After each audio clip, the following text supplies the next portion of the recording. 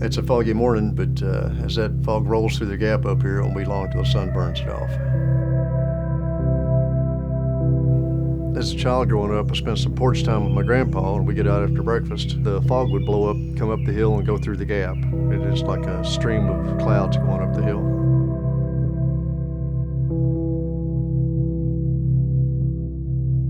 I want to live to be 100 years old. I don't want to live to 100 if I'm, strapped up and have tubes running everywhere and I don't even get out of the bed. But that's my goal, is to live to be at least 100 and stay in fair health.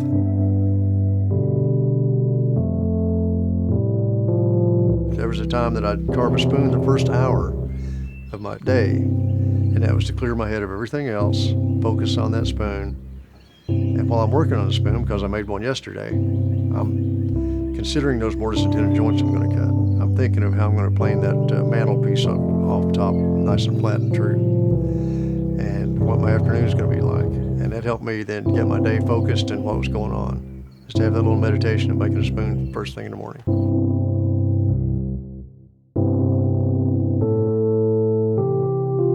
I got into the woodworking. I helped a guy build a log house.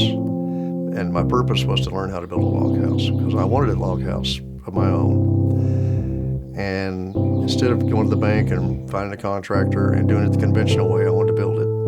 So I got the skills from him. And in the process, when that job was about finished up, I started to get to feel like I wanted to find a career. I started to Smurf furniture, just slabs of log that were hand hewed out, put legs on them. That was a coffee table. I made a hobby horse. One of the biggest crafts collectors in the world bought my hobby horse and loved it. They wanted more of my furniture. To me, that was a great pat on the back. And I was just beginning. I was a fledgling. I was just, sweating it out and chopping out things and doing what I could with it. When I made the first 4 dining chairs that I ever made and sent them out of here, one came back because of a little crack in the top of the post. I'm so glad I still have that chair. Along the way, each time I started to step out of this chair making, something bumped me back into it. And I feel like when I first started doing it, I wanted to do something I felt was worthwhile. You just have so much time allotted to you here. And I wanted to do something I could feel like it was worthwhile with that time.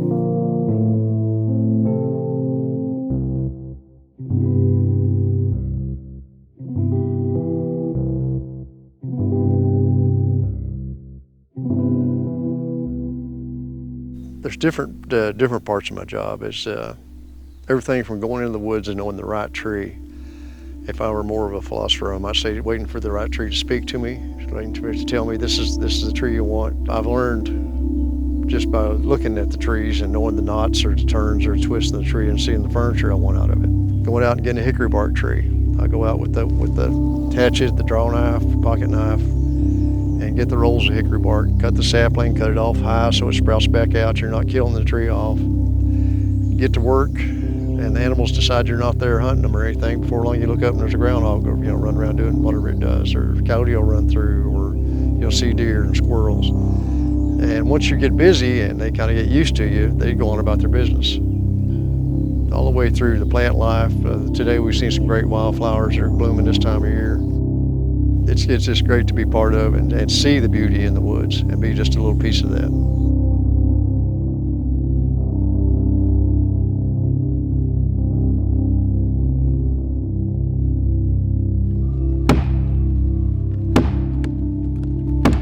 I want it to ring when I hit it. I want to work the parts that in a way they're singing to me, in a way they are telling me what's going on. That piece of wood's telling me it's a good sound piece of wood, and it's going to work for me.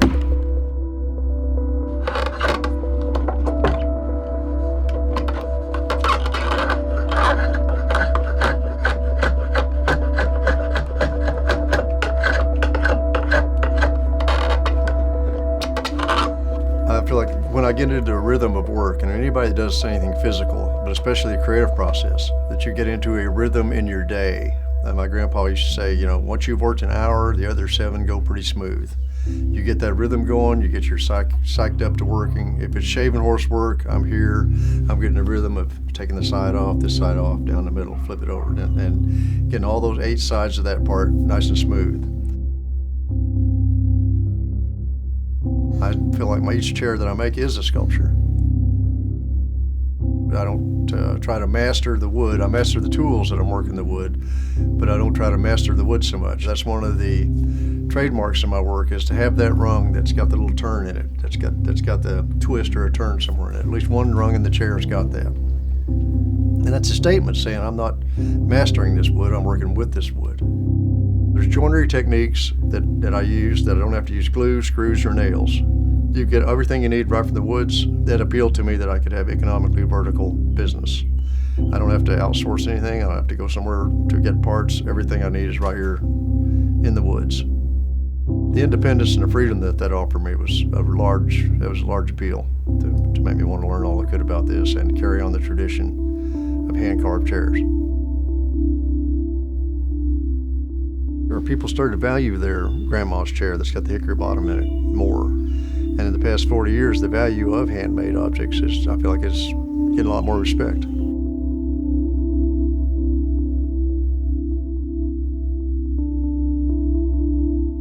My grandpa, who was born in 1900, said that when the coal miners come here, it was the best thing that ever happened, because a man could work 8 or 10 hours a day and get $1. Until then, you worked from the time you got out of the bed till you got back in bed, so you could be able to eat next week. There was a lot of labor, there was a lot of work in being a subsistence farmer. They owned land, they just didn't own currency. You can't live here without the coal industry being part of your childhood. My dad worked for 20 years in Stevens Elkhorn coal mine. Oh, my grandfather put in 47 years. Off to the west, you see the green plots, you see the road every now and then. If you can see fence lines, and those little dots, a lot of those are cattle. That's some donkeys over there too. They're the coyote stompers. But that's a 30-year-old strip mine, and that was moonscape for a few years. And as you pan back to the left, back eastward here, you'll see the forest, the trees, and it's a little closer to what it's always been like. The folks that own this land are getting more use out of it by raising cows and goats and having coming back to it more now that it's been strip mined than these folks who might get their land timbered every 30, 40 years. To me, it's not strip mine evil. It's not tree huggers, being too crazy. There's a lot of gray area in between. There's a lot of, it's not as clear as this pine tree that divides your view of it right now.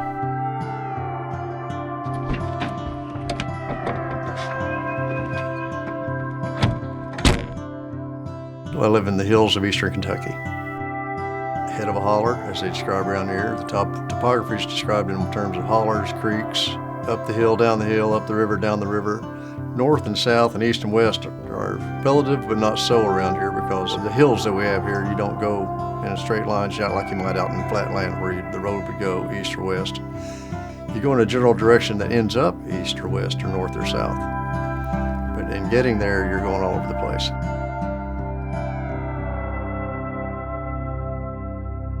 I've been going to a club in Lexington on Monday nights, TD's. It's a progressive blues club, and I would get up there, and the music's great, but I go to get the dance and hit the dance floor for a while and kind of work that out and meet, new people, but mostly just get there and, get up there and act a fool and dance some. I love the moves, I love the action. We get on the dance floor and just cut up. I feel like I'm contributing or I'm part of the music. Almost like a metronome, your feet are going to the beat.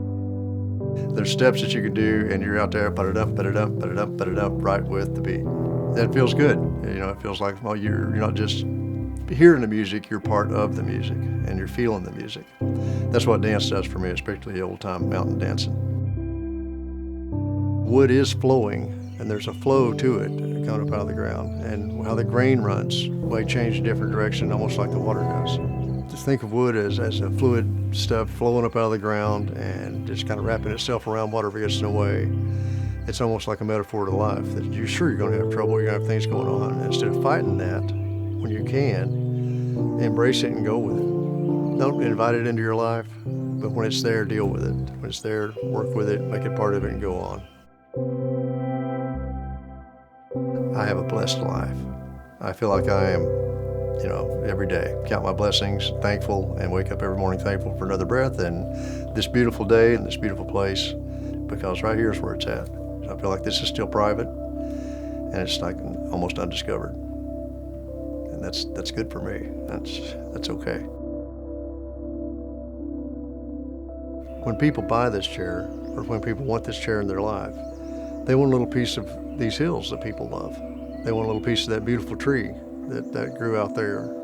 And that tree lives on in their house in that chair is the way I look at it. It's not recycled back into the dirt. You know, with any luck at all, that tree will be there. That chair is going to be there. The tree, you know, it may be a 300-year-old tree that have another 100 years in it, but because wind blew it down or because road was coming that way or a strip mine, then I could take that tree and turn it into something that's going to be in people's lives and in their world. We live in a mass-produced society. There are people that want to hang on to things. They want to hang on to the past. It reminds them of nature. It reminds them of the world, the real world, the original world. Every day I come out here to make these rounds, I want to do the best I can at it. Just take the time it takes to turn out a good piece of work, because that may be the last chair that I make. Every day should be an adventure, should be the last day of your life. In your head, you should be living that like tomorrow's not guaranteed to you, and you know, I've heard people say that, but it's good when I can live that. And that's what I want to do, is wake up in the morning feeling good, positive outlook, and know that it'd be great if I could just have another really nice day.